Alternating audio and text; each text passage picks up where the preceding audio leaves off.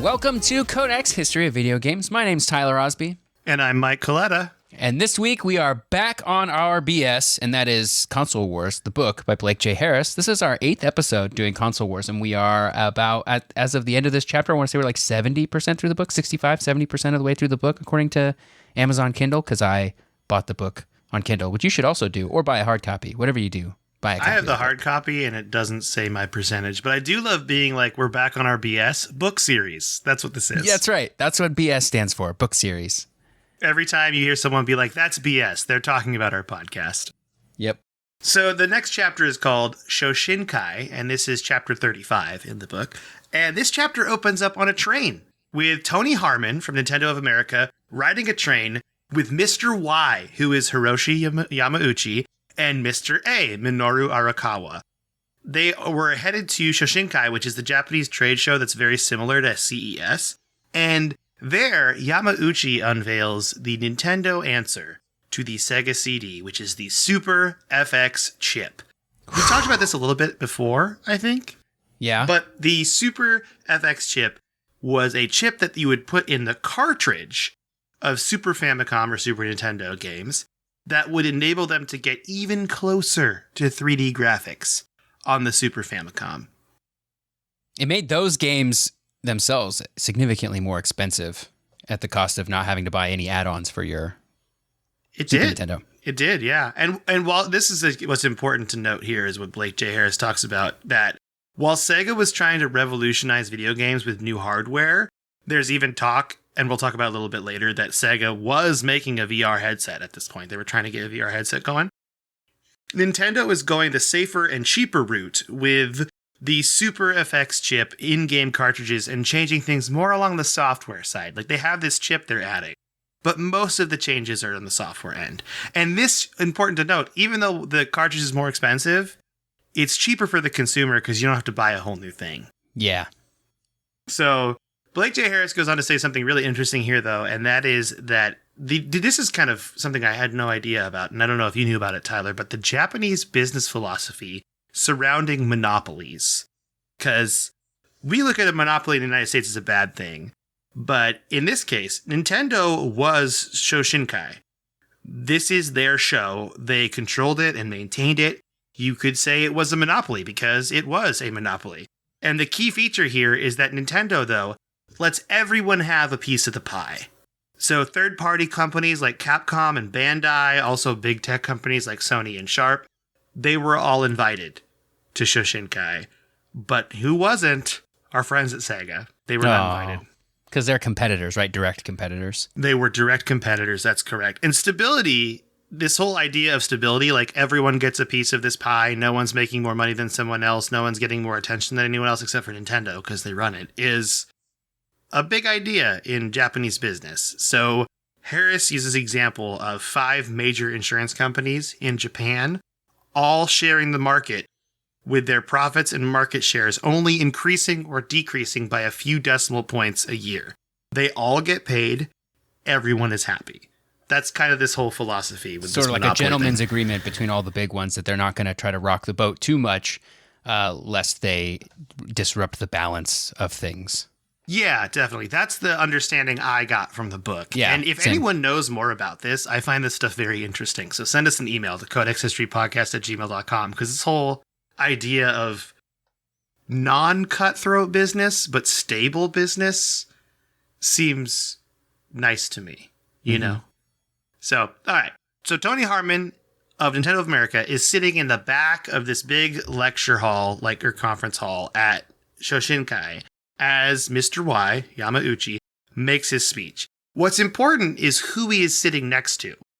He is sitting next to the 6 famous designers and minds from Nintendo: Gunpei Yokoi, Takahiro Izushi, Yoshio Sakamoto, Masayuki Aimura, Genyo Takeda, and close personal friend of the podcast, Shigeru Miyamoto. Mm-hmm. We are good friends with him. Gosh, imagine what would happen if we got him on this podcast. That would be dream come true. We'd probably have to quit. We'd have to stop, right? We'd just be done. That would be it. That'd be the end of the podcast. Be like, our sorry last about episode, your bad luck. Miyamoto. And then next week, Hideo Kojima afterward would be like, hey, can I do the podcast? Be like, nope, Shigeru Miyamoto already did it. We already ended it. We're quitting. Sorry. And then he's going to make a game about us and transporting babies in jars or whatever. Okay. That was a real weird game. That I never played it. I just know what it was about. And I was like, that's a weird premise. Okay. So they all go into hushed silence as Mr. Y announces a baseball game. What's important is that, and what Miyamoto tells Harmon, is that Mr. Y just announced this baseball game, but no one was currently developing a baseball game, and none of them wanted to tell him that. So love it. Harmon just goes, well, just go tell him. And they're like, no. And instead, what the six decide is they're like, hey, Harmon, you're making this game. And they all have a laugh, and now the pressure's on because Tony Harmon has to make a baseball game, and that's where that chapter ends. Chapter 37 is called Prometheus Revisited, and it opens at the MTV Music Awards, and a lot of fart jokes, pretty much. What's important is that this is the first night of the Welcome to the Next Level campaign that Sega of America started, and so far the ads were a hit. People were treating the ads not like ads at all, but a continuation of the show, which is very much what you want. It kind of made me think of the Super Bowl commercials, where people watch Super Bowl. Just for the commercials? Yeah. And that's kind of the vibe we're getting with this Welcome to the Next Level campaign. And the guys at Goodby, Silverstein, and Partners were watching at a bar, plotting how they were going to combat this new Mode 7 they've been hearing about from Nintendo. What's so funny is they talk about this like it's new. Mode 7 is like this brand new thing. They used it in Pilot Wings, which was a launch title for the Super Nintendo. Like it's been there the whole time. Yeah, it's funny because we also talk about, I think in the last episode, how Kalinske was like, can you tell me what Mode 7 is, to the guy he was trying to like snipe? Yeah. I guess it's 91, right? So that's about when the Super Nintendo came out in the US. So I guess it is pretty new for them, but they act like it's this new thing Nintendo is bringing out, that the Super Nintendo's been out for a while, and it hasn't, because Pilot Wings uses Mode 7 extensively. Yeah, that's what makes Pilot Wings all Pilot Wingy, if I recall. Yeah, so it makes it all like sort of 3D. Yeah. Even though it's technically not 3D at all. It's just tricking you. It's a trick of the mind. Yep. So the Goodby, Silverstein, and Partners group is now sitting in this bar, and they're plotting how to beat Nintendo because they figure they're in a tech race. And the obvious answer is to go with the Sega CD. But the problem was, at the moment that this is happening, which I believe is September of 1992, a month before that Sega and Sony were going to announce the Sega CD for the holiday season, they just didn't have anything to do with it. So Goodby, Silverstein, and Partners had a month to kill, and they needed to find something, so they figured they're going to go to Sega's marketing department. And then Tom Kalinske was wondering how the ads were going, but he wouldn't have sales figures for a few weeks, so he decided to spend time with his family. And I know, Tyler, you hate it when I talk about Tom Kalinske's personal life, but I swear, this one's important. This is a fun aside, because what Tom Kalinske notices when he goes to pick up his daughters from school is he sees a bunch of 8-year-old boys screaming Sega in the same way as the commercials. Now, this is important because 8-year-olds are Nintendo's market. They are not Sega's market at all. So what this is telling Tom Kalinske is that either the older siblings of these 8-year-olds or these 8-year-olds themselves are getting targeted by Sega ads still, which is huge because they're going beyond their target demographic. That's pretty big. And those kids will grow up wanting Sega, and then they'll like sort of stick with Sega, hopefully, is the exactly, because Sega in their eyes is now cool. You have a guy screaming, so it's really cool. Sega! So now we jump to October 15th, 1992, and we're at the Marriott Marquis on Broadway in New York City, where the Sega CD will finally be unveiled by Olaf Olafsson and Tom Kalinske in a joint effort between Sega and Sony. They unveiled the technology in a big way. They used the Times Square Jumbotron to play all this stuff. This came from the Welcome to the Next Level not only being a campaign, but also Sega's new philosophy. Like, welcome to the next level. The next level is their thing. This is what they are now. And they wanted to plus ideas like Walt Disney did, innovate like Steve Jobs, and take risks like Prometheus, who stole fire from the gods. That's why this is called Prometheus Revisited. So they decided their ideas are going to be, we're going to stay on the offensive, especially when it comes to Nintendo. So the first thing they do is go to Galoob, who are the creators of the Game Genie, who had been in legal battles with Nintendo for 2 years at this point. And Harris mentions that while Nintendo took them to court, Sega instead took them to dinner, and they formed a partnership with Game Genie in December of 1991. They even paid for some promotions for the Game Genie on Sega systems, which is kind of big. It's like an officially licensed accessory on the Sega Genesis. We did an episode, I think, on these a long time ago in the earlier days of the podcast on cheat devices, where we kind of talk about all the lawsuits and stuff here, how Sega and Nintendo had very different philosophies when it came to cheating devices like the Game Genie, because Nintendo thought, well, if you're changing the code on our thing, you're making a derivative product of ours, that's copyright infringement, blah, blah, blah, we don't like this. And also Nintendo's just weird about stuff like that. Whereas Sega was like, if Nintendo doesn't like it, then we do like it. And they were cool with it. Totally. That's totally it. You know what else Nintendo also hated? Game rentals. Solid segue. The next thing that Sega wanted to do was partner up even closer with the Video Software Dealers Association. And this is the association that runs and talks about game and video rentals. So Nintendo hates them because Nintendo does not like rentals. They want people to buy their games. They don't want people to rent their games. And what does Sega do in response? They embrace them. Ever since they teamed up with Blockbuster for the 16 Weeks of Summer campaign, they've befriended every rental business they could, whether that be corporate or local mom and pop shops. They are befriending them and working with them. And essentially all these rental companies loved Sega and hated Blockbuster. Hated Nintendo, yeah. One hates Blockbuster. Rip Blockbuster. Once again, Sega's like, if Nintendo hates it, we love it. And then they just went all in on rentals. That really is the strategy. That's what the next level is. If Nintendo hates you, we love you. Speaking of which, Disney. Because even though Disney bought the rights to the Super Mario Brothers movie, they saw how much of a disaster it was, and they decided never to work with Nintendo again. So seeing that opportunity, Kalinske jumped in and got the rights to Aladdin for Sega Genesis, which is arguably one of the best Disney games at that time period. That is true. So the Super Nintendo did also get an Aladdin game, and I know the Genesis one is generally considered to be better because it has better music, I think. But I wonder what the story is there that they got. Like, did they talk to Disney and say, we want the better version? Or did they talk to Disney and they just both got the rights? You mean like they got the rights but not exclusive rights? Yeah, I think before this moment in time, Disney gave the rights to Nintendo only. Okay. So now that Disney's recognizing Sega as a company, and we're like, we're going to work with you on stuff. But these were all short-term goals for Kalinske, and he instead also had long-term goals as well. First thing first, and Tyler's actually mentioned this in passing, but he got 2 Sonic cartoons on the air at the same time. Sonic the Hedgehog was a Saturday morning cartoon. The Adventures of Sonic the Hedgehog was a daily syndicated show. Both had Jaleel White, a.k.a. Urkel from Family Matters, and both cartoons were bangers, if you ask me.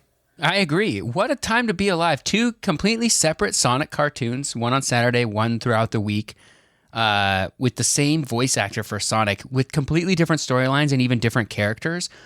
I don't think that would happen today because you're kind of, with your storytelling, you're sort of muddying the waters here, right? But I guess if your target demographic is like kids at this point, they don't care. They'll just watch whatever has Sonic in it, and they're not like following a storyline, But it would be confusing brand-wise of like, well, which Sonic is the real Sonic, I don't know. I think about that a lot now as we have things like the Marvel Cinematic Universe and like all these different multiverses and stuff of like, well, which one is the real one and which one is like just the what if stuff from Marvel? You know what I mean? It's like it gets confusing. But I guess they didn't care about that in the 90s. It definitely, you get lost in the weeds, but at this point, I don't think people cared because they didn't have a place to complain like the internet, honestly.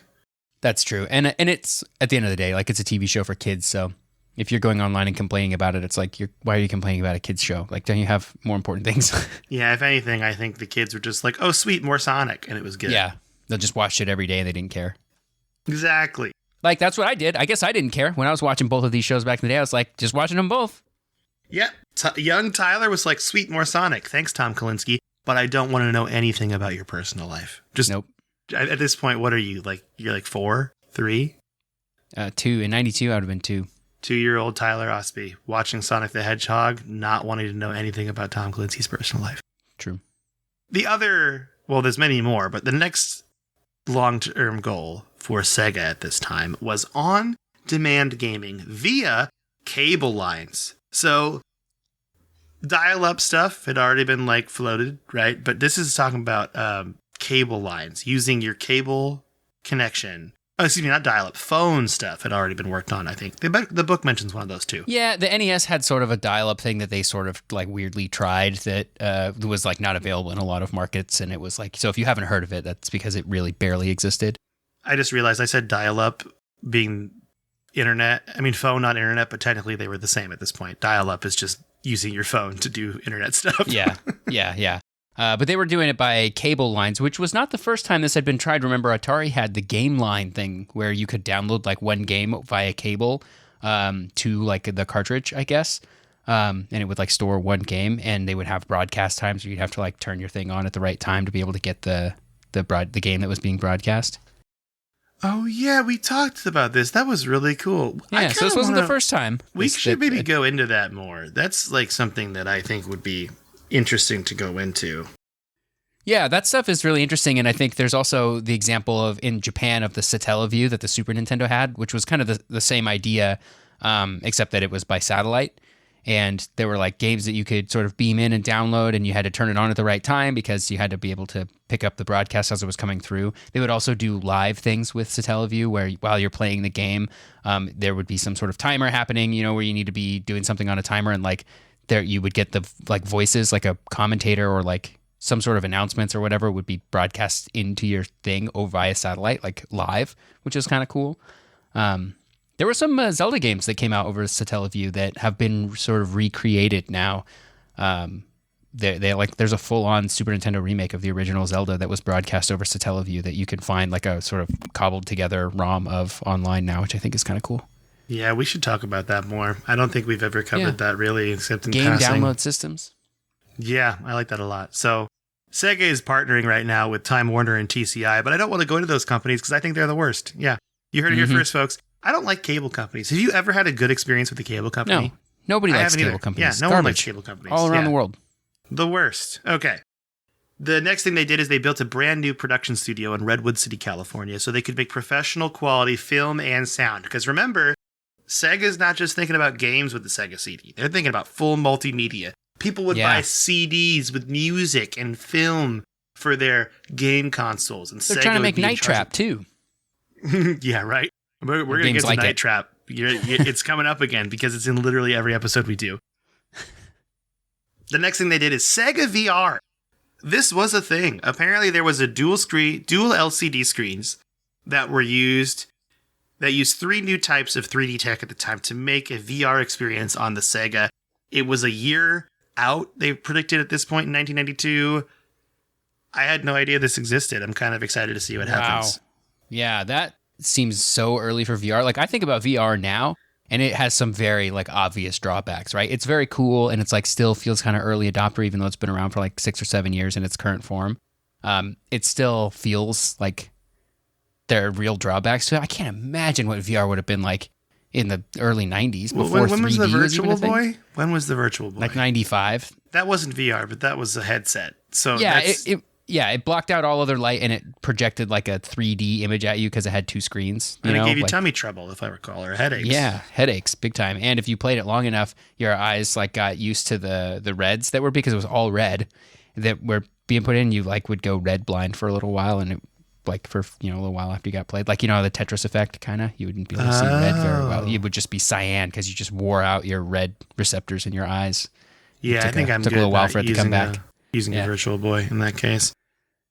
The last idea that Klinsky was most excited about, and this really is his baby, was a personal portable computer for kids that combined toys, books, and video games to make an educational experience. They felt like Nintendo didn't really jump into the educational market. That was something that was near and dear to Klinsky's heart, especially since he has all this guilt about games being violent or inappropriate for children because Sega's going the bad boy angle. That he's like, this is my thing. This is how I will fix this. I will make kids' educational games happen. That's my thing. So those are their big innovations long term. After this brief explanation of all the plans Sega had, we then jump back to Klinsky trying to find Olafsson at the party in New York, and he gets stopped by Elizabeth Van Buskirk and Brenda Lynch because Buskirk is concerned about Night Trap being played on the Jumbotron because it always comes back to Night Trap. Someday we will play this game together, Tyler. When I saw that we were going to be talking about Night Trap once again, I was like, how long is this game? Because I've never played it. And I looked it up on howlongtobeat.com. It's like an hour long. We should just play Night Trap. We should just play Night Trap. We just need to play Night Trap, you and I. Yep. By the way, folks, good chance it's bad, right? There's a good chance this game is bad. It's 100% chance this game is awful. Yeah, but we're gonna play it because that's what we do here. That's the bed we made together. This beautiful Night Trap bed. Okay.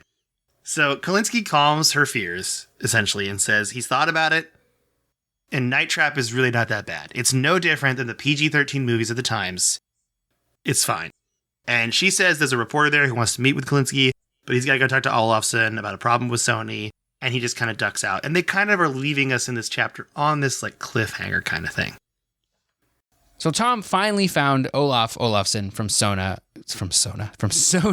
who had also been looking for him. They were looking for each other. And I love this chapter. It's chapter 37, the Sega, Sony, Nintendo love triangle. I love it because it gives us some backstory on Sony and why they were so hesitant to get into the video game industry, which sounds crazy now because Sony is like a mega video game presence. Like they're one of the biggest, if not the biggest video game company that exists. But in the 90s, they were like, I don't know if we want to do this because this was after the Nintendo PlayStation debacle where Nintendo ditched Sony at the last minute for a partnership with Philips to make their CD-based console. And so what was happening at the time, around that time, was that Sony had unveiled the PlayStation by themselves as a separate console in 1991. So this is after the Nintendo stuff. They showed off all the cool educational things the system would be able to do with the help of CD technology, but they had a problem. And that was that the PlayStation was sort of being marketed and sold as a gaming console, but ain't got no games. They didn't have any games to show off for this gaming thing. So Sony went back into the loving arms of Nintendo, and this is starting to feel like a really bad relationship because they had just been spurned by Nintendo, and they were like, but we'll come back because you have the great software, which is not great. They shouldn't do that. But of course, Nintendo wanted to be Nintendo and control every aspect of manufacturing like they did for the Super Nintendo days. So they're like, okay, we'll help you make games for your PlayStation, but we want to control everything. We want to control the CDs that get manufactured. We want to do what we do for our consoles. And Sony didn't want that because they didn't want to alienate other potential software partners because Nintendo was like the juggernaut at this point, and they were kind of making some people mad, but it was fine because they were Nintendo, and it was like either make video games for us or don't make video games for anybody except for Sega, who's starting to come up. But Sony didn't want that because they're new to the industry, and they didn't want to like alienate all these people. Nintendo really has this thing here where it seems like they get accused of bad business practice and wanting to control everything, and they go, but we're just doing it because it's efficient. You know? Yeah. Like we know how it's going to work great. And then it just doesn't look that way on paper. Like looking back, it really doesn't look that way on paper. And they're like, well, you don't want what happened in the early 80s, the crash, to happen again, right? That's because no one controlled anything. We're going to be those ones. So they like try to play themselves off as the good guys. But the suits at Sony were willing to consider moving forward with Nintendo, even though there were all these downsides to what Nintendo wanted. But we get here a brief history lesson on videotapes, which I think is very interesting and informs a lot of how Sony's behavior is in this arena, at least at the top, highest level. Who doesn't love a good videotape? I love a good videotape. Me too. Returning videotapes, rewinding videotapes, playing videotapes, love it. Sony had some experience with that type of relationship where there's one company that sort of controls a format and then lets other people use it, because they had created a format called U-matic, which was a videotape system that predates VHS and even Betamax in the late 60s and early 70s. They had licensed the tech out to other competitors. This is sort of like what Mike was talking about earlier with keeping things balanced, like with the insurance companies. Like they licensed the U-matic tech out because they were like, well, if other people can use the U-matic tech, then they won't try to make their own. Everybody's going to make a bunch of money. Sony's going to make the most money, of course, but everybody's going to make a bunch of money. We're all going to be happy. We'll keep it all balanced, right? This is that Japanese business style that you were talking about earlier. So they kept their competitors happy. They didn't want to make better systems. And they were like, U-matic technology is going to be great. It never really caught on with consumers, mostly because it was like super duper expensive, but it was really useful for the television broadcasting industry. So Sony and their friends made a bunch of money there. which is great. That's cool that it worked out for like broadcasters and stuff. But Sony still really wanted to capture that consumer market, even though they'd made a bunch of money in the professional industry. So in 1974, they came out with Betamax tapes, which you may have heard of. They tried to do the same thing again, but cheaper, so that regular people could afford it. But this time, their friends were not willing to be beholden to Sony, who had grown a little bit arrogant about their new technology, which could only hold about an hour's worth of content. So it was very hard to put a movie onto a Betamax tape at the time. You couldn't really put a whole movie on there. You had to split it up among a bunch of tapes, which is like really annoying. But it was kind of the only thing that existed. But Sony walked into this Betamax thing being like, we did it with U-matic, we're going to do it with Betamax now, and you guys are all just going to get in line, right? Because this is how this works. And those other companies weren't really happy with how U-matic turned out. So they didn't really jump on board with Beta. And so Sony just did Beta by themselves, while JVC worked quietly on a new home videotape system, the Video Home System, or VHS, which I think we all know and love. At least I think so. If you are young enough to not remember VHS, then I guess welcome to the future, because you don't know how good you have it here. Anyway, VHS tapes were technically lower quality than Beta, but they held more per tape, and crucially, it was $100 less than Beta. So I guess that's on the player, because I don't think movies cost that much, but the player must have been significantly cheaper than Beta when it first came out. So JVC pulled a Sony, and they licensed VHS out to everyone and their mom to create hardware for. Long story short, VHS crushed Beta, and that's why the kids who didn't grow up with VHS have at least heard of VHS, while Beta has largely been forgotten to history. Yeah. I had VHS, clearly, but I heard of Betamax as like a joke in the 2000s. Once VHS came out and it was cheaper and all those other companies jumped on board, like Betamax just sort of floundered and died. And Sony even started making VCRs for VHS tapes in 1988, I want to say. They just stopped they were like, okay, Beta is over. They stuck with it for a long time, but they were like, it's done, I guess. And it was done for a long time before Sony stopped making them. I want to know how much a VHS, like a new movie, cost when you would buy it in the 90s. Was it like $30? Was it like it was probably $40? Probably like $20 in 80s and 90s dollars, which is a lot more today. Because my parents would buy me and my brother the Disney movies on video. Those might have been more expensive with those big plastic cases. Yeah, I know exactly what you're talking about. They felt more premium in those cases. You didn't have to slide it out of the cardboard. You got to open it like a book. And it would pop open. Yeah. And I just made want a to really know, cool noise. It did make a really cool noise. I want to know how much cheddar they spent on that. Yeah, I bet Disney movies were more expensive. Probably. But they also would get discounted too, because especially in the final days of VHS, you could buy them for a couple of bucks because people were just trying to get rid of them. But yeah, Beta is all over thrift stores now. Yeah, and you could find those everywhere. I hope that there's nobody there are people who are yeah, vinyl records, and I understand that because the artwork is much bigger. It's like a displayable thing. There's a argument to be made that analog is higher dynamic range. I don't really buy that, but there's an argument to be made that it's higher sound quality if you have a good record player. But VHS tapes, there's no upside to them. They don't look better. They are demonstrably worse. They're inconvenient in every single way possible. So I really hope that there's no people hipsters trying to bring tapes back. I hope not. Man, tracking on a VHS is the bane of my existence. Rewinding them, You also mentioned with the Betamax having multiple Betamax tapes for one movie. I had that for some VHS movies. Yeah, there were some really long movies. It was the worst. Yeah, really bad. Sony did, before they gave up on Beta, after VHS came out, they did release a Beta, a version of Beta that could hold more per tape, but it wasn't backward compatible. So you had to buy a whole new Beta player. So if you'd already felt like you'd been scammed by Sony for getting this Beta thing when VHS was clearly a lot better, you weren't about to buy another Beta player to get their new and improved Beta. You were just going to buy a VCR like everybody else, and you were just going to watch VHS tapes. Even though they're technically a little bit lower quality than Betamax, it's fine. You're good with that, Yeah. Gotta go with VHS. Yeah. And all this is to say that Sony has some experience with this type of licensing deal that Nintendo wanted, where they controlled a lot more than they probably needed to make a format successful. And in Sony's case, they did not make their format successful. But Nintendo had made their format successful, so they knew how powerful that Nintendo would be here because, like I said, they were once that powerful for a few brief years with Betamax, although they weren't even that powerful.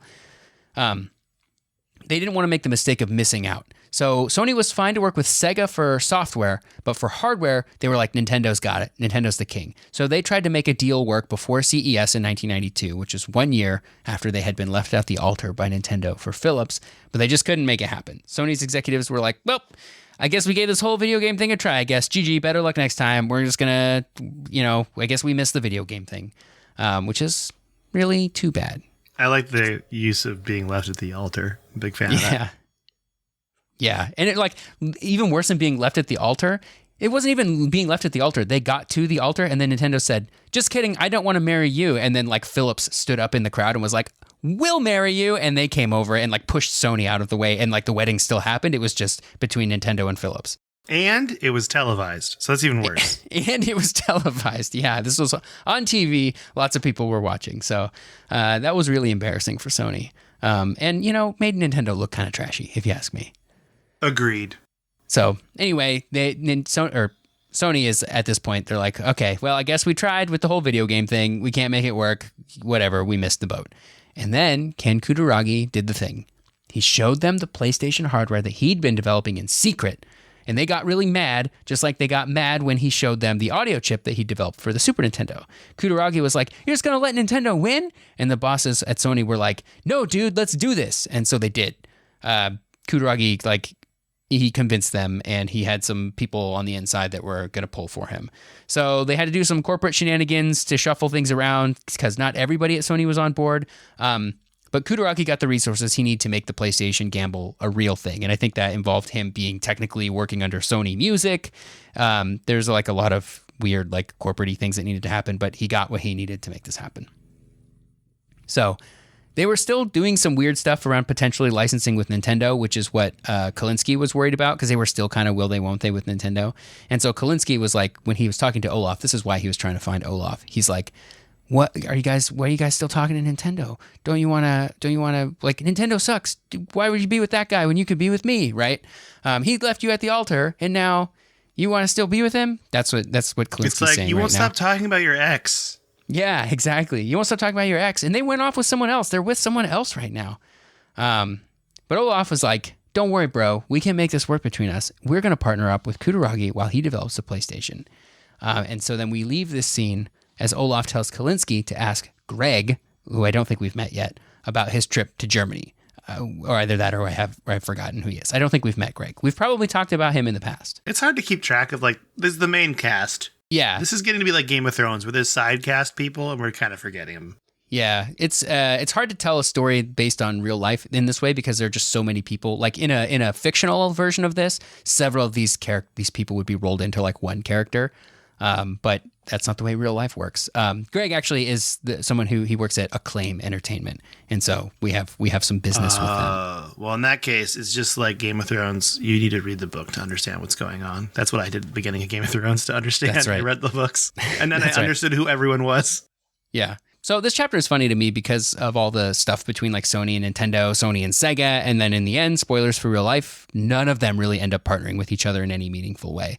And so we're actually just setting the stage here for the mid to late 90s console wars of Sony versus Nintendo versus Sega.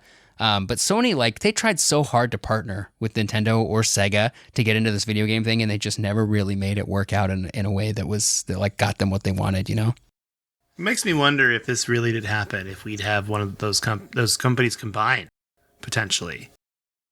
Oh, yeah. If Sony and Nintendo ended up working together, if they would become one.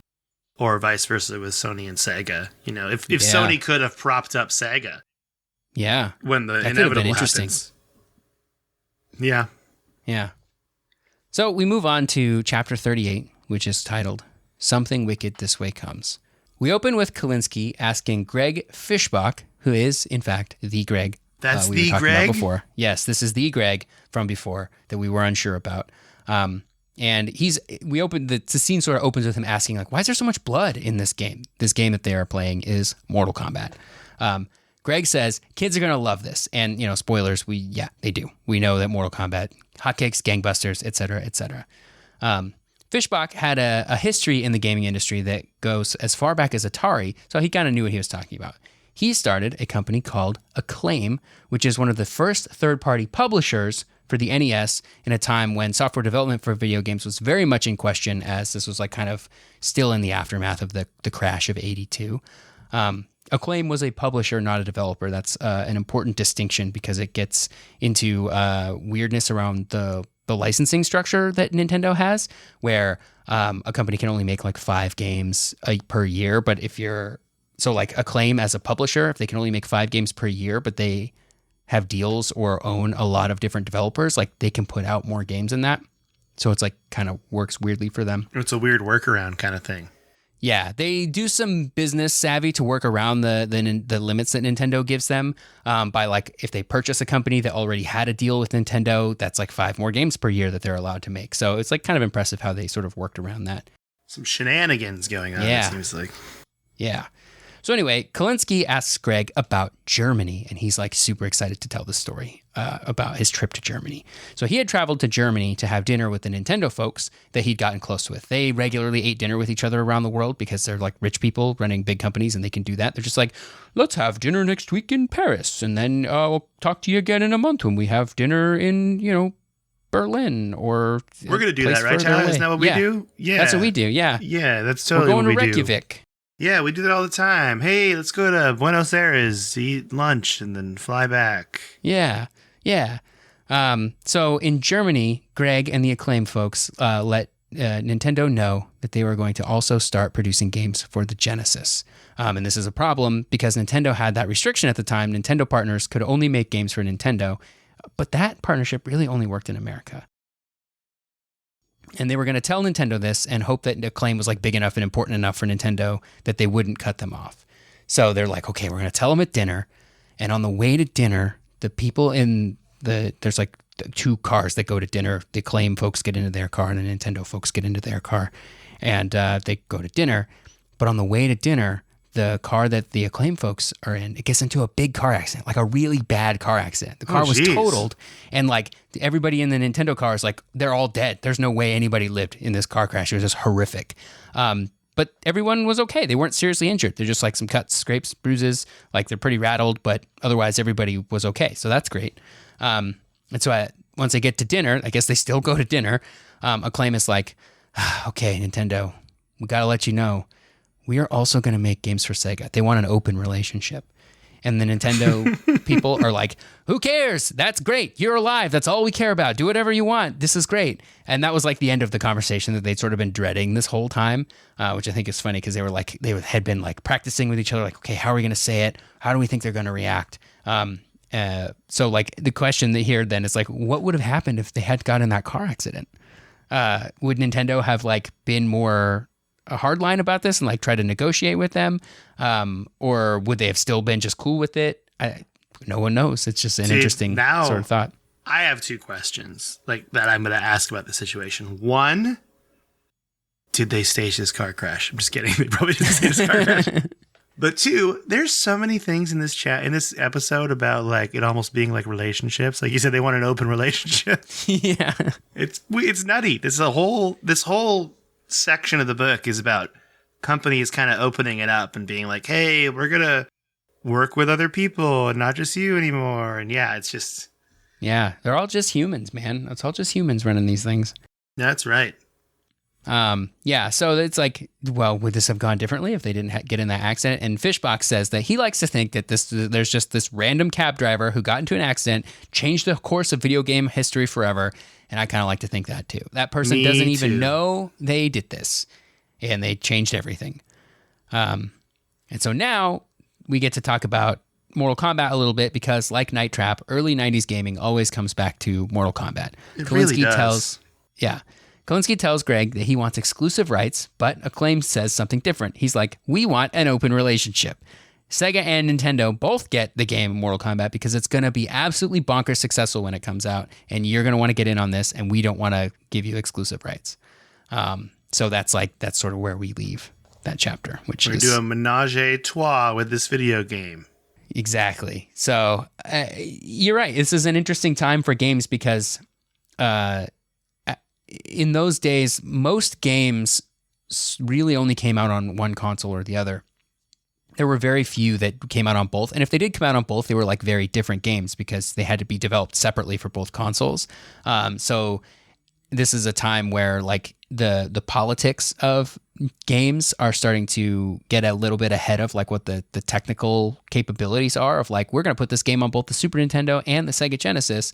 And that's just developing two games, you know, whereas, you know, 20 years later, 30 years later, you can make a game and release it on every platform. And it's like not a whole lot of extra work to put it onto another platform.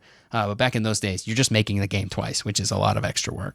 Yeah, I was looking at game engines and like, because I was curious about how many game engines are just out of the box ready to like be on every console, and it's most of them. Like most of them are like, yeah, this can go on mobile and Xbox and Switch, and just like it's ready. That's nuts. That's like the whole point of developing your game in an engine that already exists is like you get so much stuff for free, or that's already been developed. I mean, you pay for the engine, so it's not free, but yeah, like Unity is just like a checkbox to put it on Xbox or PlayStation or Switch or mobile or whatever. And I'm sure it's more complex than that once you get into making like big AAA titles, but for the most part, it's like pretty easy, especially compared to back in those days. It's pretty easy nowadays to put a thing on multiple systems.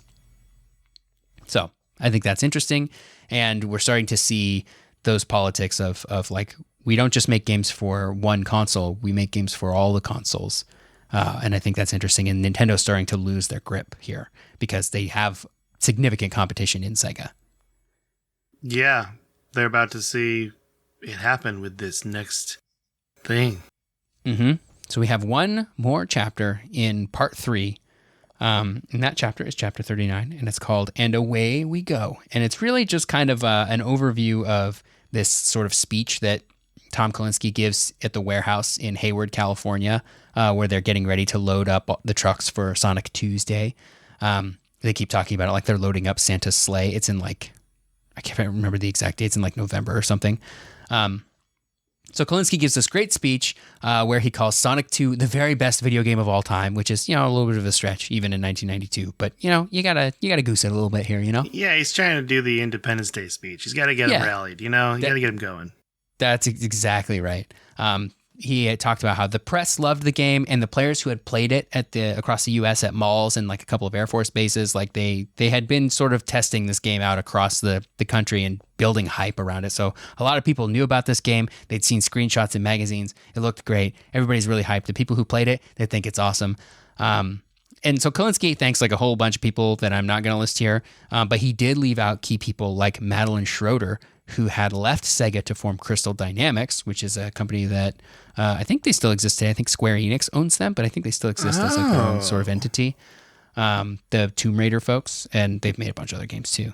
And Harris talks about how this is sort of inevitable with companies when they grow like this. Like the original people who grew it to where it got to, they leave to start their own things using both the experience that they gained getting their company to where they got it, and also like just being able to say, oh yeah, I worked at Sega. Like that means a lot, right? Mostly because it speaks to the experience that they have. And then you also get new people coming in without experience, but they have big dreams. They want to change things. So they come in wanting to make their mark and not having a lot of experience for it. So it's unavoidable because you can't really stop people from leaving in that sense. But it is a pivotal moment in a business because this is where they can fail, right? Like after all the original people leave who had the original vision, leave to start their own things, and these new people start coming in, if the company doesn't keep their eyes on what made them successful originally, or if they unsuccessfully pivot to something else, they're going to have a hard time maintaining their relevance, which might be a little bit of foreshadowing for the future of Sega. No spoilers. We don't spoil real life on this podcast. We don't spoil real life. We don't spoil things that you can easily Google. We never do that. Right. So they loaded up the first truck full of Sonic 2 cartridges in a very nice ceremony. Sonic had made it. He was relevant. And in only 2 years, remember, he hadn't been out for very long at this point. He was as big as Mario or Mickey Mouse by now. And Sega had left their mark on video games forever because they had sold as many consoles as Nintendo had at this point. The Genesis and the SNES were like neck and neck even right now. And so that's the end of part 3, which was called The Next Level. So the next time we talk about the book, we're moving on to part 4 called Civil War, which sounds very ominous. Will Sega make it? Who knows? Because you definitely can't just Google it. Yeah, or you could buy the book and read the book ahead. That's true. You could read ahead. You could be a huge nerd and read ahead of the class if you wanted to. Yeah, it's going to take us a while to get there. So it is going to take us a while to get there, honestly. This book is pretty beefy, but I love it. Me too. I'm really loving the story here and just the storytelling style. I know I say that every week of like the style that it's being told in. Like I think that really makes it worth reading on your own and not just listening to us talk about it because it's very entertaining on its own. Yeah. Well, Tyler, what you been playing this week? This week, I've been playing Xenoblade Chronicles a little bit more. Not a ton of time put into it. I need to buckle down and like really dive in. But I've just been busy with other stuff, non-gaming stuff. Played Destiny for about 7 hours yesterday with you and some other people while we beat the King's Fall raid, which took us a very, very long time, but we did eventually complete it. Now, how cool is Oryx, though? How cool looking is that fight? It's a pretty cool looking fight. It's a pretty cool looking fight. Yeah, that was cool. The raid was overall very fun. I wish it didn't take us quite so long to do it. But I think if you get a good run on there, if like everybody knows what they're doing and you don't have too many slip ups where you have to start over on an encounter, you could do it in probably 2 hours. I think like that's a good. Well, we also had some people that were under leveled, but we wanted them to play with us anyway because that's what friendship is. That's the friend game is the end game. We definitely had a few wipes where it was just like, they just didn't have the numbers to keep up, and that's okay. Like that's not on them. That happens. And it was very fun. But other than that, I kind of am like playing around with the idea of playing through some Assassin's Creed games. Like I want to play those old games because I did play them back in the day, and they're like a really big part of gaming history. And they also just announced like 5 new games coming out. You're talking about Assassin's Creed like 1, 2, and 3? Yeah. I remember watching my friend in college play 1 and being like, this looks really cool, but he liked it more because the history angle, because he's a huge nerd. Yeah. I want to play them, and I always see Ezio on lists of like top video game characters. I'm like, I don't know anything about this guy's story, and so I feel like I should play as him. Is he the guy that was like when Assassin's Creed first came out, where you're the dude that's in the present day going into the past machine? No, that's Desmond. The Ezio guy is the one from Assassin's Creed 2, Brotherhood, and Revelations. Like that's kind of a trilogy on its own. Oh, and apparently he has a very good story. I've had a hard time with those games because I get to a repetitive point where I'm like, I'm kind of just done tailing people. You know, I'm kind of tired of this. I think the first game is definitely a lot of that. Yeah. But that's it. What have you been playing? This week has been pretty big for me because I finished the community center in Stardew Valley fall of year 2, which I feel like is pretty good timing, but I used the wiki to help me. Essentially, you got to collect these items and fill them in these bundles.